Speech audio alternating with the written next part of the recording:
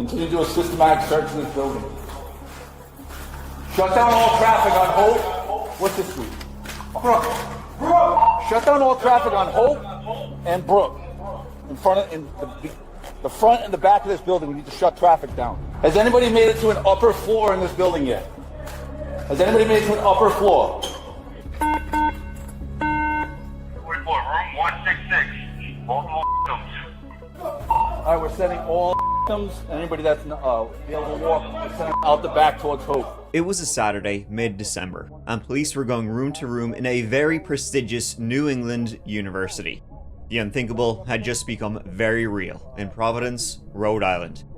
During this exam week, a man had walked into room 166 of the engineering building and had opened up. The hunt was on for this man, who was so full of hatred for perceived slights decades earlier, and he wasn't done yet. He would strike again 2 days later.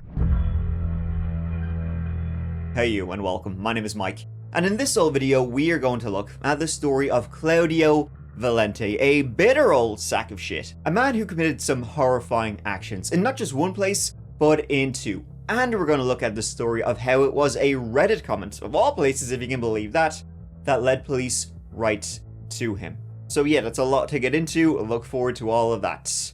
Right now, let's give it a go.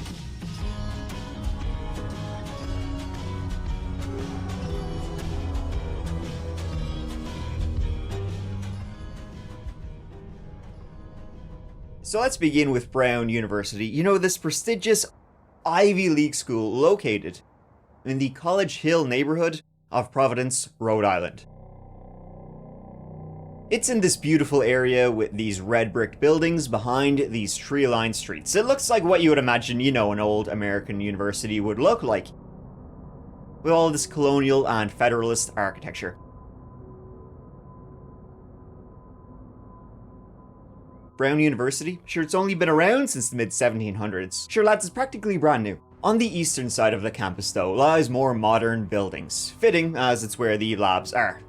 The engineering and physics departments, research centers, and one of those buildings is the Barris and Holly building, built in 1965. Here's the ugly engineering building at Brown, Barris and Holly, and then this part here is Prince Labs.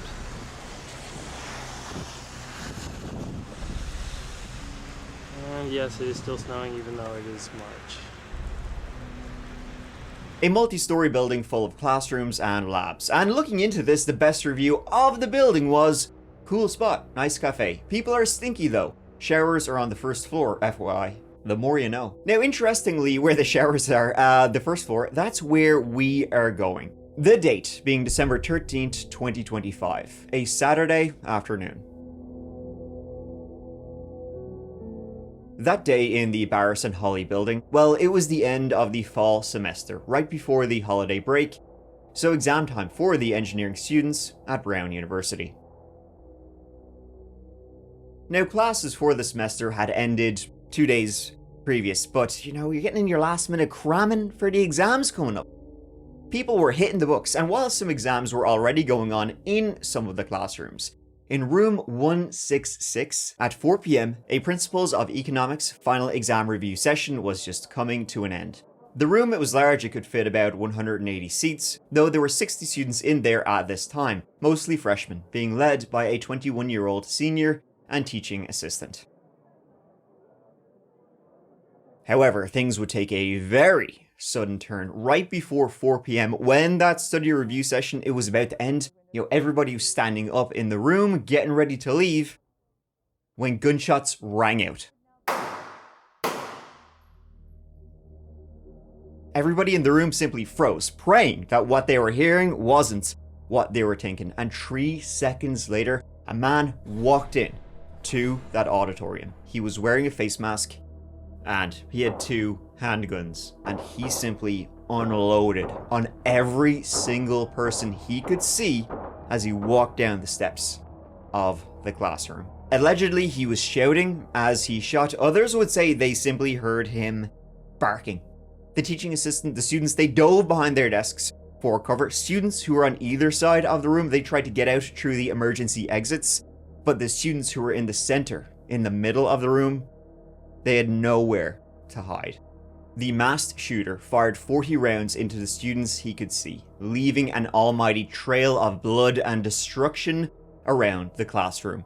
The entire building rang out with those gunshots. Students in every single room barricaded the doors, and 911 calls were made. Brown University Police and Providence Police were soon on the way. 92, receiving a call from 184 Hope, east end of building. Caller heard about 5 shots and multiple individuals running. Still trying to gather information.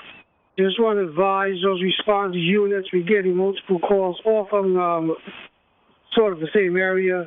All subjects stating heard shots fired. Individuals fleeing, running different directions. No real information. This is Brown Police. We have confirmed gunshots at 184 Hope Street. Okay. We have multiple calls. 184 Hope Street. Okay, do you have a victim there? No. Josh, do we have a victim? Okay, yes, we do have a victim, but we do not know where they are. All right, we do have someone on the line right now with, I believe, the victim now. Okay, do you know where they are? Is there an active shooter going on? So they don't have eyes on the shooter, but it was so far we know there was 2. The brief description of the assailant was black. Right, was anybody shot? Yes, I have. 2 victims? Yep, I have 2. One to the shoulder, 2 males. One to the shoulder, one to the abdomen. I don't know if there's any others at the moment. All right. Okay. Providence, please. Good evening. This is Brown Police. Hi. We have a suspect description, wearing Okay. all black and a ski mask, unknown travel direction. All black ski mask. Correct. Okay. This is an active shooter situation. Alright, dispatch, be advised. It's an active shooter situation. Hey, Providence, please. Fire also stated that they have other victims on the Hope Street side of the Department of Physics building. Alright, dispatch. We're gonna have to set an upright command, make sure rescue the stage in a safe location so we can start executing people in the back of this building. What's that street? Hope Street. Police were alerted at 6 minutes past 4 p.m. and Providence Police responded to the building for calls of an active shooter. By the time they arrived, he was long gone. His victims, though, were everywhere. 155 front, 155 front. Alright, let's get those two that back door. Alright, we're sending all victims and anybody that's be able to walk, we're sending out the back towards Hope. Alright, stand by. We gotta continue to make sure the shooter is not in this building still, alright? Continue to do a systematic search of this building. Shut down all traffic on Hope. What's this street? Brook. Shut down all traffic on Hope and Brook. In the front and the back of this building, we need to shut traffic down.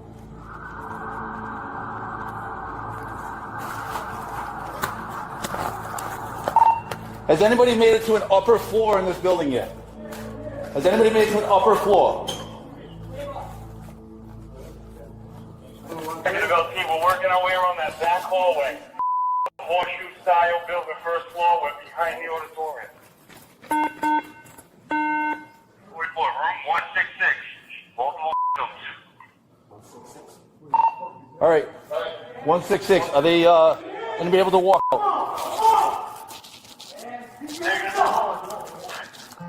All right, let's keep that corridor clear going into the back door on Hope. All right, make sure we keep officers in that hallway.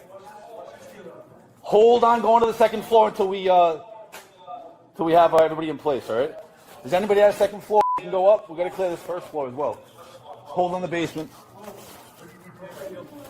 Stop going to a second floor. Find a second floor. Joe, you at the second floor. Hey, let's go. Fire and rescue EMTs responded to those shot, while police went door to door throughout the entire building. We gotta just keep searching this building. All right, we're going bathrooms here on the Yeah, keep left. going. From now. Second floor.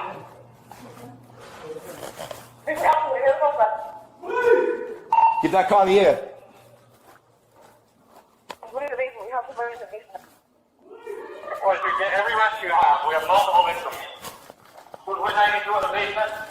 4 minutes and 13 on the driver. Yeah, go to Providence, please. Move to the second floor. Who was with 92 in the basement? Right in the basement, maintenance, right now. Right now. Hold on.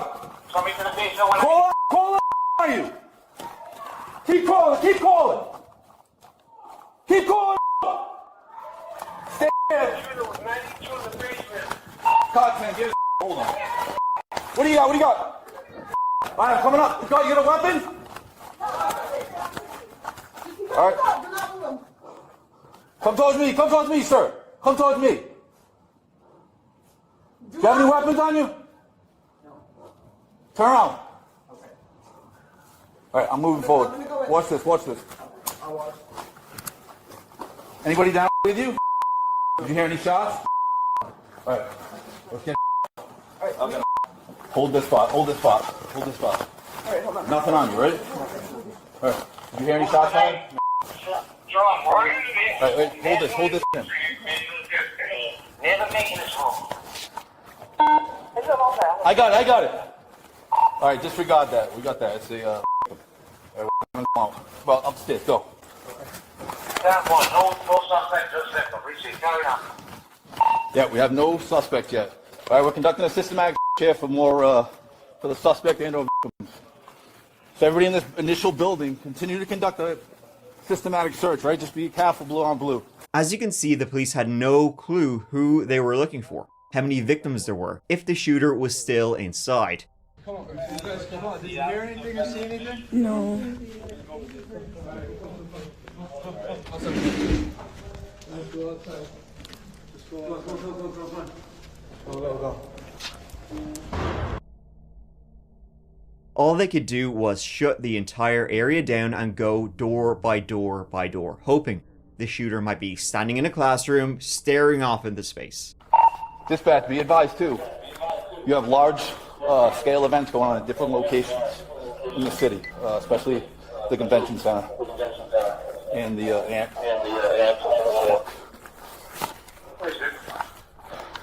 just send it out. All right, do we have any officers on the second floor of this building? What was even causing more fear was that this was in the center of the city. There were conventions and all sorts going on in Providence. This was right before Christmas. What if the killer decided, once they popped, they couldn't stop? Hey, push across the street. You got to get off this street. Listen, I will secure, you secure Hope and Waterman. Go. Hope and Waterman secure. They can go over here, all right? We're going to carry the that way so we clear this building. It's a large building, so it's going to take a little while. Any more information on additional shooters coming in? Or additional shootings? Any information handed off to people? All right, if you're already moving to the hospital, go. I don't know what was checked and what wasn't. I was in with them. All right, so we got to slow it down now. We don't have any stimulus, right, to drive to? Let's start you four. Start clearing this hallway. In total, there were 11 victims that day. 9 injured, 2 killed. The 2 murdered would be identified as Mohammed Amirzakov of Virginia, 18 years of age, and Ella Cook of Alabama, 19 years of age. The 9 sent to the hospital would be in a stable condition, with 1 being discharged the day of. All right, hey, you guys are with these guys, right? Yep, you're their security. Correct. Stay with them. Right there, 166. Hey, to that door is. They're going to stay with you. Hey, we went it through, cleared the machine shop, cleared the set. Right, until we get better information, we can just run around with our tails to the head. Right? Yep. I gotta come over there. Fuck are we at right now? And so, the hunt was on. Now, all witnesses would give statements, and the police would be extremely thorough, going through every single, little iota that had been left behind. It's hard to really put to words. It all really happened so fast. I think the number one thing for me is just making sure everybody's okay and, the community is safe and everybody feels like there's some type of peace on campus. Yeah, understandable. Can you just describe what was happening in the classroom when the gunman came in? Yeah, we just finished up our last review session of the year, And then we ended a little bit late. It ended around like 4:03, and I was giving my closing remarks. And then as soon as everybody stood up and started exiting the room, we heard what sounded like gunshots outside the door, and we heard screaming from various students. And then about 5 seconds later, we see a gunman enter the room, and then he just screamed something and just started shooting. Pretty much directly made eye contact, and then as soon as that happened, I looked at my students and signaled them to come to the front, and then I just ducked. And was the gunman shooting when he entered the room? No, he came in, pointed the gun, and then he screamed something. I don't know what he said, and none of the other students know what he said, but yeah, then he just started shooting right after that. So from that moment to the first gunshot, it was probably around 5 to 7 seconds. We will be as transparent as we can in the hours to come, and we'll provide regular updates, but we're going to share what we do know at this time. But please bear with us as we know sometimes these details shift as the investigation progresses. Sadly, today is a day that the city of Providence and the state of Rhode Island prayed would never come. We've heard about horrific acts of gun violence and active shooter situations in other places, but not here. But this afternoon at 4 o'clock in the afternoon, we received a call. 4:05 was when the initial call came in to Brown University of a report of an active shooter. I can confirm that there are 2 individuals who have died this afternoon, and there are another 8 in critical status, though stable, at Rhode Island Hospital. Those are the only injuries or casualties that we know at this time. We do not have a shooter in custody at this time. There is a shelter in place in effect for the greater Brown University area. If you live on or near Brown's campus, we are encouraging you to stay home and stay inside. If you're not home at this time, we would encourage you not to return to your homes until the shelter in place has been lifted. Preliminarily, all we have is a suspect that was a male dressed in black. It is unknown how he entered the building, but we do know that he exited the Hope Street side of that complex. DNA profiles would be developed from the various pieces of ballistic evidence at the crime scene. Investigators would recover 44 spent 9mm shell casings and 2 high-capacity magazines. But all that returned with no matches in the system. So whoever had done this, while they did leave behind copious amounts of DNA, none of that DNA matched in the system. It wasn't a known criminal, somebody whose profile would be already, in there for clearly no good reason. You probably don't want your profile in there. Most importantly though, it would be CCTV that would give the clearest indication of what this shitbag had been up to right before they walked into the classroom and opened up on a load of, 18-year-olds. Reviewing CCTV footage of earlier that day, it showed the likely suspect He was circling the area like a shark. He was wandering around the place, clearly up to no good, stalking the place, scoping it out. Specifically around the engineering buildings of the campus at 10:30 a.m., which was 6 hours before he walked in with 2 fully loaded Glocks with high-capacity magazines. He was then seen again around 2 p.m., once again moseying around the area, looking like a shady shite. But at least it gave the police a description of the fella, a big guy for you. Face mask covering the lower face, dark jacket. And he walked with a distinctive gait. Hard to describe that walk other than, I don't know, sort of odd. I don't like it. A height analysis would be done, saying he was somewhere between 5'7" and 5'9". Now, he was seen on cameras at one point, shortly after about 2 p.m, encountering a student. Now, that student has only ever been named as John, and pay attention because he will come up again later. At the time, though, police were unable to identify who this John was, but they could see on security cameras around the campus that they had kind of bumped into each other a couple of times, and that at one point, this, suspect had fled. He did a legger from old John. Why? Did John know what he was up to? We'll get to that.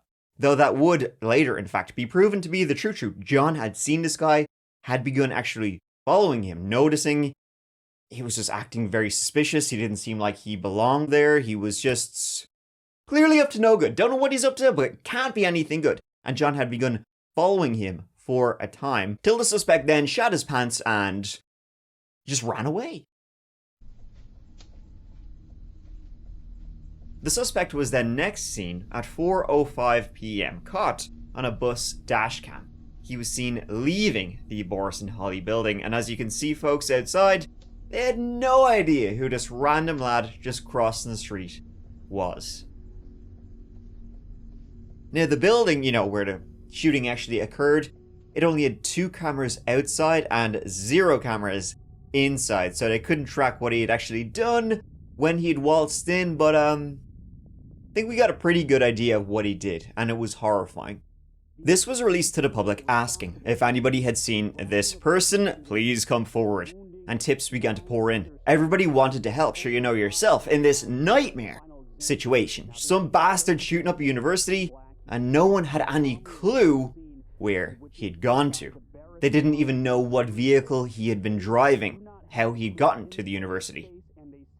And then he struck again. Just, nobody knew it at the time.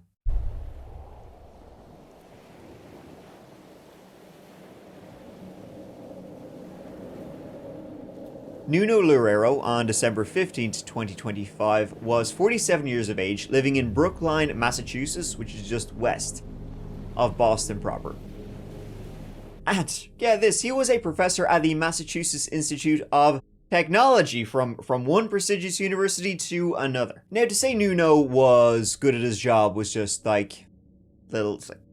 teeny bit of an understatement. Nuno Loureiro was a world-renowned, worldly acknowledged scientist in fusion and plasma and all that sort of thing. He knew everything there was to know about fusion, cold fusion, maybe even warm fusion too, computational physics, mechanics, all those things. These are just words to me because I'm dumb as shit, but Nuno Loureiro knew his shit. If you knew anything about physics and fusion, you probably knew Nuno Loureiro. I mean, he was director at MIT Plasma Science and Fusion, so he was pretty good. I'm Nuno Loureiro. I'm a professor at MIT. My main appointment is in nuclear science and engineering. I have a joint appointment in the physics department. I'm also director of MIT's Plasma Science and Fusion Center, which is an umbrella research center at MIT for all the plasma and fusion related activities that we do on campus. Many of these plasmas that we study, they have magnetic fields. Essentially, magnetic reconnection is a nonlinear phenomenon that happens in a plasma where the magnetic field decides to rearrange into a different configuration. And in doing so, it releases a lot of energy. The best known example of magnetic reconnection are solar flares. Nuno was born in 1977 and he grew up in Viseu, a city north of Lisbon, and he later studied physics at the Instituto Superior Técnico in Lisbon, graduating in the year 2000 with a master's. Then he moved to London, attended the Imperial College, then he moved to Princeton, worked at their lab, then back to the UK, more fusion energy work, then back to Portugal, more of the same, till in 2016 he moved to Boston, Massachusetts, and joined the Massachusetts Institute of Technology as professor and fusion scientist. So I was asked to come here today to talk about failure. Within that topic, the speakers were given carte blanche, and I intend to fully make use of that freedom by sharing you with what are undoubtedly some random scattered thoughts. If you're not failing all the time, you're aiming too low. The most important thing is how you deal with failure. Real failure, declaring oneself a failure, is a state of mind. Critically, I think we must not simply accept failure, but embrace it. For it is only by learning the lessons it teaches us that we will eventually succeed. Or, to put it differently, failure occurs when we learn nothing from not succeeding. Note that by accepting failure, I do not mean to imply that we let ourselves be defeated. One should never surrender. What I mean to say is that acceptance of failure is the only way we will straighten our course. The struggle towards the heights is enough to fill a man's heart. One must imagine Sisyphus happy. Long story less so, he had the accolades, he had the research papers, he had the yada yada yada. I mean, as I said, if you were in this industry, you knew who he was. He was on the boards, the societies, the initiatives, all of that sort of thing. And the thing was, he lived in Brookline with his wife, his 2 daughters, and his mother-in-law. None of his neighbors knew any of this. He was just this really nice, kind, unassuming fella. Always smiling, always happy to see you, always, waving at the neighbors. Most of his neighbors had no idea how successful he was in his career, how he was leading the charge towards fusion energy. A man who was liked because he was a genius, but was loved because he was just a really nice guy. And it was on the night of December 15th, 2 days after the shooting at Brown University, that the Loureiro house on Gibbs Street, Brookline, got a knock-knock. Earlier that evening, Nuno watched a movie with his 2 daughters while his wife was at dance class, then she got back. And at 8:33 p.m., the Nuno house on Gibbs Street, it got a knock-knock at the door. Nuno, he was in the kitchen yapping away with his wife, so his 12-year-old daughter, she went up to go and answer it. But Nuno actually got there before her. He opened the door, his daughter started walking back into the apartment, but she would say she saw, who had rang the doorbell. He was a guy, he was carrying like a big cardboard box with a barcode on it, and he was wearing like a vest. She thought he was a delivery driver or something like that. But as she started walking back into their apartment, gunshots just rang out. She would say she turned and she saw this delivery guy just absolutely book it down the street, jump into a dark colored sedan, and tear off while her father lay just on their front door. Brookline, where police are identifying a homicide victim. Last night, police responded to a report of a man shot at his home on Gibbs Street around 8 last night. The DA's office says the victim, 47-year-old Nuno Loureiro, was taken to the hospital where he died this morning. Nuno had been shot in the chest, abdomen, and thigh. 6 shell casings were found just outside the front door. Police and EMTs arrived and Nuno was rushed to hospital. However, tragically, he would not survive long. He was pronounced dead at 6 a.m. the following morning. Nearly 36 hours later, and there's still no arrest in the shooting death of an MIT professor in Brookline. And once again, as like in the Brown University shooting, CCTV would be critical in catching whoever done this. This murder has people here in Brookline very concerned. This MIT professor gunned down in the foyer of his apartment building, and still no suspect. At 9 Gibbs Street in Brookline, expressions of sympathy at the very site where MIT nuclear science professor Nuno Loureiro was gunned down Monday night. Yeah, they live right here, on the first floor. Nuno's an MIT professor? That's what I understand, yeah. Nuclear scientist? Is he? Yeah, that's what it says on the website. Oh, man. What do you think about this taking place, sir? Right next to you. Brookline's not known for crimes like this. Yeah, I think that it's really a surprise. And a shooting in a state where it's so hard to even have a gun? I hope they find out what it was all about, and whoever did it is apprehended. At the start, though, police were thinking, who could have done this? Who could have shot this world-renowned scientist at MIT and a highly beloved fella? Was it the wife? Was it an affair? Was it life insurance? Was it a colleague? Was it a disgruntled student? All of that would end in zeros being the answers, that none. No answers. They could find no good reason why somebody would want Nuno Loureiro dead.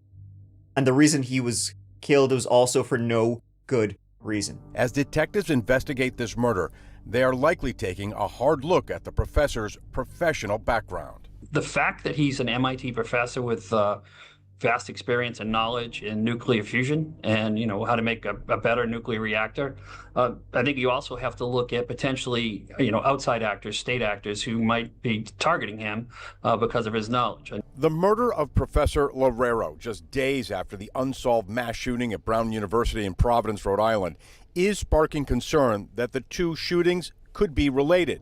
But in a news conference at Brown University on Tuesday, the Boston FBI's top official said, after talking to Mass State Police, it does not appear that the two incidents are connected. Colonel Noble reached out to me very early. Their lead on that particular incident, he made sure that if there's any intelligence, any information in which is connected to what we have here, that they would share that.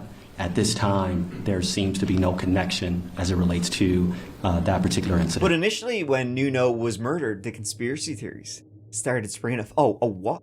You have this world-renowned fusion scientist just shot dead on his doorstep? That doesn't make any sense, pal. Meetings? Obviously not. It was the Illuminati. Or it was some other shit. You know, it was Iran or somebody else like that. Big oil.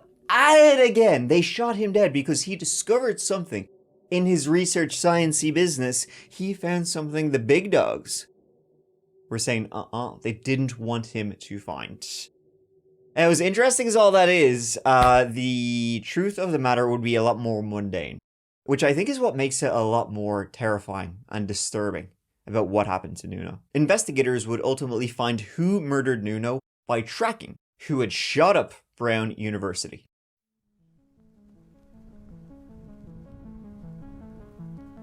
The FBI described him as a male, approximately 5'8", with a stocky build. They want to focus on the body movement. While tips were coming in regarding the suspicious fella spotted waltzing the streets of College Hill, one tip in particular would be crucial in finding his name. It came on December 16th, 3 days since the shooting at Brown University, 1 day after Nuno Loureiro was murdered. And it came on Reddit, if you can believe that. I mean, it's not like Reddit has a great track record of, finding the right people. On the Providence subreddit, the poster of the suspect was posted, spreading the word. And clackety, not long after, a comment appeared. Now, this person's name, they're a student at Brown, only ever been named publicly as John. I'm being dead serious. The police need to look into a grey Nissan with Florida plates, possibly a rental. That was the car he was driving.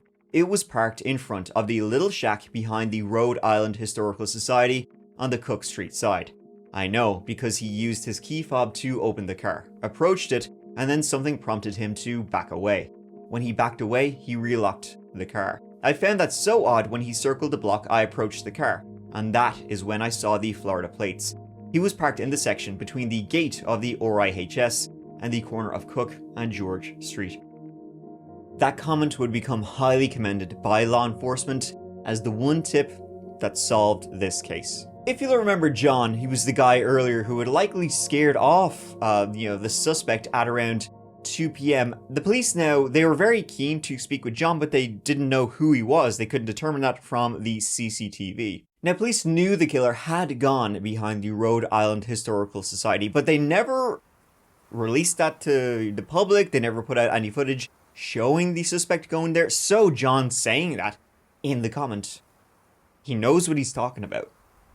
There must be truth to this. And now him mentioning a rented grey Nissan, police began scouring through all the footage looking for a rented grey Nissan. And they found it. They found it, and that would lead them directly to the killer's identity. John went to the police himself, and he agreed to be interviewed. He told them that he had seen this guy, and he was acting very suspicious, every time he met him. He actually bumped into him like a couple of times. The first time John met the suspect, the killer, was in the bathroom of the Boris and Holly building. John was in there doing his thing. And this guy came in. John noticed him immediately because the suspect was very underdressed for a cold-ass New England winter. So John immediately kind of clocked him a little bit, and then John would say this guy was just eyeballing the shit out of him, staring at him. Maybe he thought this was a very different bathroom. John said he got the heebie-jeebies, and he watched as this guy walked out of the building. And John, just getting such a bad feeling, he actually followed him down the street. He then followed him to the grey Nissan. The suspect unlocked it before immediately about-facing and walking away. And John said he looked in the car and saw some bags inside.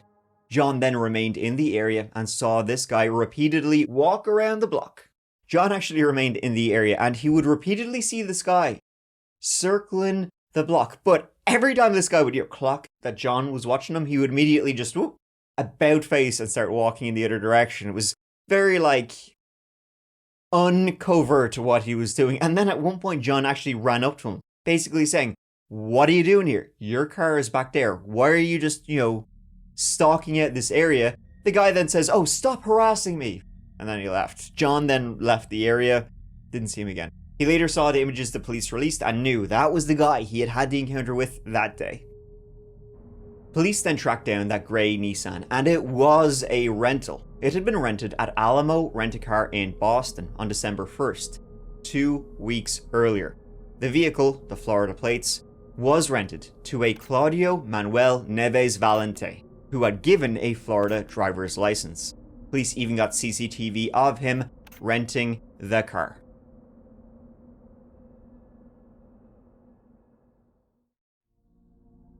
Claudio was born in Torres Nova, Portugal in 1977. He was described as a quiet but humble and hardworking fellow with a great love of science. The humble won't come up again, by the way. So he later went to, much the same as Nuno, to the Instituto Superior Técnico in Lisbon. And Claudio, he was top of the class, by the way. After he graduated, his classmate Nuno went to England. Claudio, though, instead went to the United States. Specifically, he began attending Brown University in the year 2000. Now, Claudio actually his first choice was MIT, but he didn't get the grades. So Brown was his backup, his fallback option, even though it's still an Ivy League school. He was forced to go to Brown. Claudio did not like it at all, and he really got a bad reputation right quick once he started attending there. He pissed off the teaching assistants, the lecturers, because he just simply thought he was better than everybody else and that this course was beneath him. He was a giant dick to everybody. He would complain about American food, Providence, the course itself. He was a dick to his classmates. Especially, it would come up his Brazilian classmates, because Brazil used to be a colony of Portugal, so he would treat them like absolute shit. And before he even finished year 1 of a 5-year program, he just dropped out. In May 2001, he stopped attending. Now, he would say he believed they had nothing to teach him, nothing. I'm just better than you guys. But he would then also just blame everybody but himself. It's literally, the case of people who say they're always surrounded by drama. Drama just follows me everywhere. You're the problem. That's Claudio. On the student forum back in May 2001, he wrote, "Happy now? Okay. I am back home and dropped Brown's physics PhD program permanently. And the moral of the story is, the best liar is the one who manages to deceive himself. These people exist everywhere, but sometimes they proliferate in the most unexpected places." And so I hear you barking, big dog. Hey, Mike, do you not have any other big pictures of El Claudio, the big C? See you next Tuesday. No, he was basically a hermit, completely. He moved back to Lisbon into an apartment mommy and daddy paid for and began working as a programmer at an IT company. And from then, he sort of went downhill. He completely shut off his friends, his parents. He avoided people totally. He eventually quit his job, sold his apartment, and disappeared entirely from everyone. In 2017, Claudio was now back in the United States. 16 years after he left, finishing his course early, he went back to the United States because he actually won the green card lottery, that diversity program, randomly got a green card and decided to move back to the old US of A, which, funnily enough, the US government actually paused or cancelled that program because they let in the guy who won the lottery was would turn out to be a mass shooter. So what he did then for 8 years, from 2017 when he went back to America to 2025 when he did something horrifying, is a complete mystery. We know he lived in Nevada briefly and then he moved to Miami. No job, no friends, no relationships. He was like a ghost. He was probably just in his room staring at the computer, just going insane, like the loser he is. But for whatever reason, in late November 2025, he got on a plane from Miami, Florida to Boston, Massachusetts. Upon arriving, he checked into a hotel room.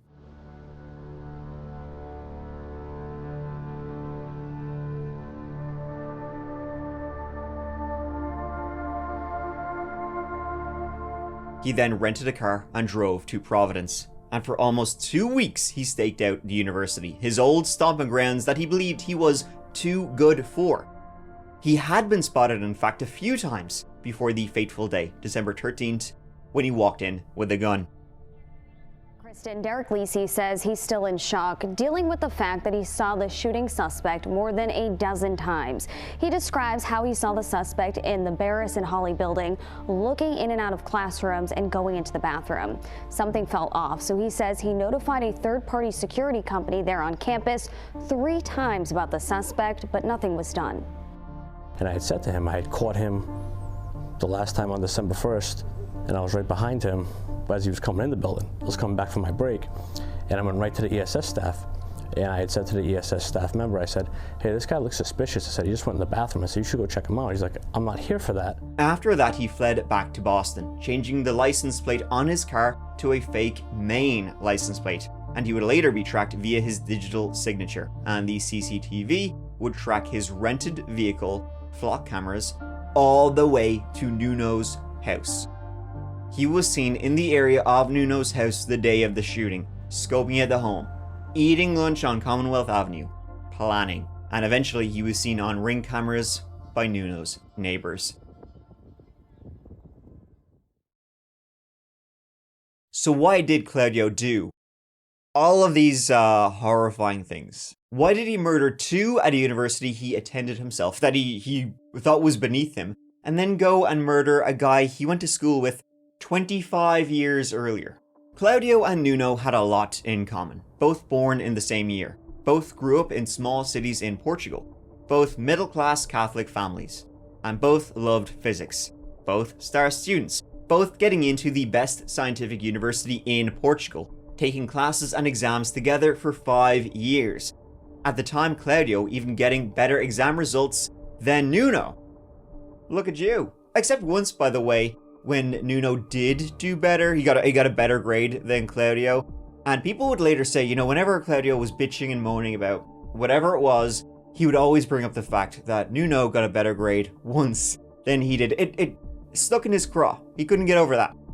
So I'm guessing he had a real bugaboo about Nuno. And Nuno ended up becoming a world-renowned physicist at one of the best universities in the world. Claudio went to a great school, but he didn't last a year. And then he sort of fell off the map for almost the next 25 years. For the past 10 years, not even his parents knew where he was. We had our first, welcome party, and he was sitting by himself. And I went over and tried to talk to him. He was bitter at first, but then a little bit later, he appreciated the fact that I tried to talk to him, and we became friends. And again, as far as I know, I was his only friend. Basically, he thought the quality of education was too low, that he, moved from Portugal to go to a school with an education level that he thought was ridiculous. He didn't like the people, and he didn't like the food. And what drove him to go, after Nuno? People who had attended the college in Lisbon with them way back when would say, they were doing the same program together, they had all the same classes together, but it's not like, they were best mates 5 ever, they were acquaintances. Sure, they went to dinner and drinks, but they weren't like super tight or anything. I mean, when Claudio showed up on Nuno's doorstep 25 years later, Nuno probably didn't even recognize him before he was shot dead. Claudio probably believed that Nuno had stolen his life. I mean, this is a story about an egomaniac who was so driven by jealousy and spite, he harbored grudges. He harbored grudges and his vendetta against an institution and a person who had long forgotten him. He was the one to get the good grades, but sure, he was out in his ass. Everything Nuno had, he deserved. Those who knew Claudio would say he was a man who believed he was brilliant, even more so than Nuno, who's getting the attention. And sure, here, poor Claudio, not an arse in his trousers. He's like a wild shite. He's got nothing. He's like this Marvel villain, a genius, unrecognized in his own time, who later becomes a supervillain and goes on a killing spree. Claudio's car would later be traced via cameras and flock cameras, license plate readers, from Providence to Boston, then to Salem. In fact, right after Nuno was shot dead, he jumped in his car and drove straight to Salem, New Hampshire. Driving there immediately, he drove to a storage unit he rented. And Claudio would strike again for the final time. The target being his own head. It was December 18th, 2025 that an arrest warrant was issued. The police went to the Extra Space Storage in Salem, New Hampshire. They weren't expecting him to actually be there, but it was the last place they knew he had driven that rental. Cameras and license plate readers had tracked him right here. And it turned out Claudio was there. Police went in, armed response ready. They opened up the door to his storage unit. It was completely dark inside, and they saw a body on the ground, surrounded by blood. He was cold. He had been there for 2 days. After shooting Nuno, he had come straight here, his last victim being himself. It would turn out that after shooting Nuno, he had driven here and actually recorded 4 short videos that very night. Not really explaining why he had done this, just talking about his anger, but never clearly expressing his motives of why he would do such horrifying acts.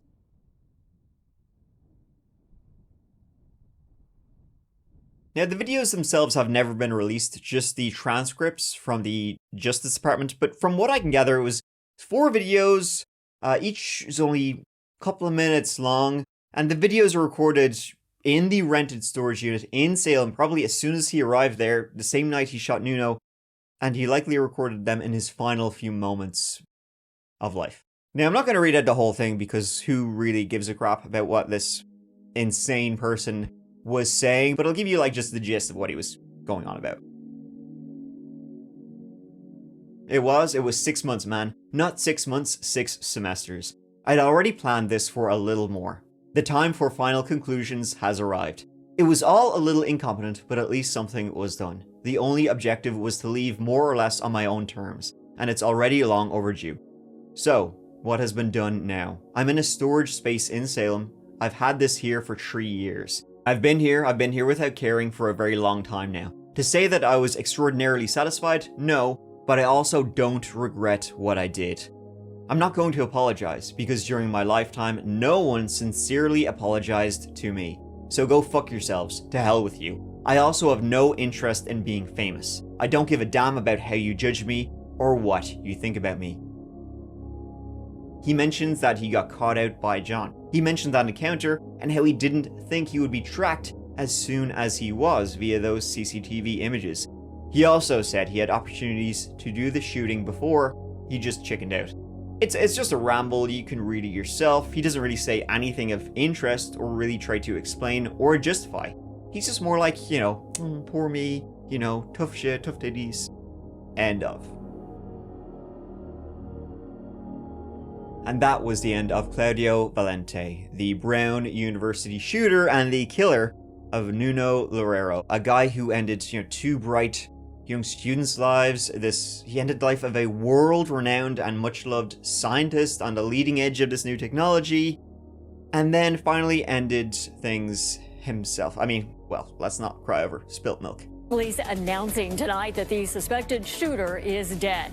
And they are now linking him to the murder of an MIT professor earlier this week. 48-year-old Claudio Manuel Neves Valente at the center of a multi-day crime spree across state lines. His body was discovered Thursday night in a storage unit in Salem, New Hampshire. Authorities weren't able to link Valente to both crimes until Tuesday, when Providence police got a tip from a Reddit post alerting them to a gray Nissan with Florida plates.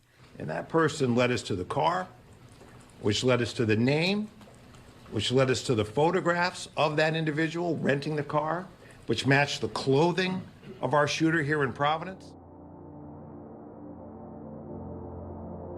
And John, by the way, he would later, clackety post a follow-up in the Providence subreddit, just, saying how things were going regarding the hunt for the killer. He posted this, though, before Claudio was found.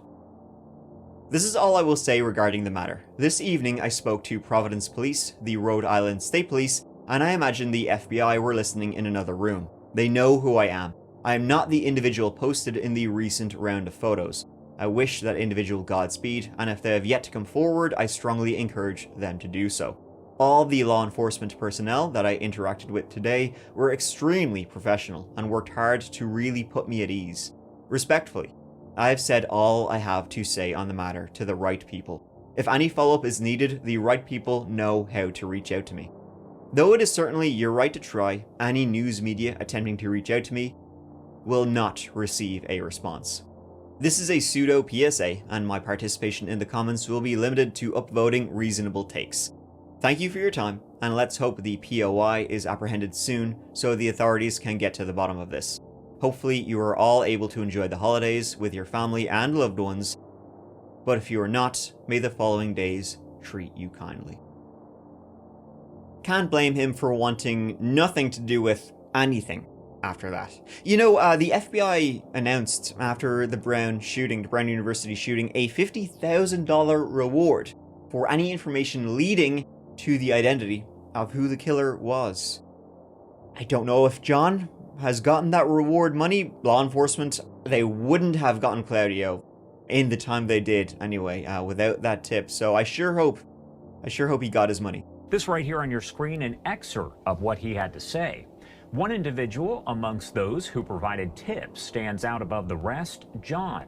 As discussed with the media, John is no less than a hero. His bravery, selflessness, and stewardship on behalf of his community went far beyond what anyone could ever hope from a tip. I believe that our community is breathing easier today because of the extraordinary assistance that John provided to our law enforcement agencies. I'm writing to you today to request that the entirety of that $50,000 reward be issued to this incredible Providence neighbor. If he did, he's keeping it to himself. And that'll do it for this old one, folks. Thank you so much for watching. It means the world to me that you are here as always. Never be able to thank you enough. If you would like a little more of that chapter in your life, you can check out the Patreon, where for $2 a month you get early access, ad-free, all videos. There's a Patreon-only Discord, and there's Patreon-exclusive videos there too. Or get a load of this. You can get the That Chapter podcast. Great reviews. Thank you so much to everybody who listens and reviews the podcast. It's free. It's on all podcast platforms, and every single Monday you get a brand new podcast exclusive story of me yapping away about some other kind of story. On the podcast, though, we do more stuff like conspiracies, hauntings, paranormal, dark history. So you know what? Do yourself a favor and check it out. Or not, because the next video will be up like next week, so look forward to that if you want to. I'm not your boss, sure, I'm not going to tell you what to do. But I will tell you to please take care of each other and yourselves till the next one. Because I love you. Mike out.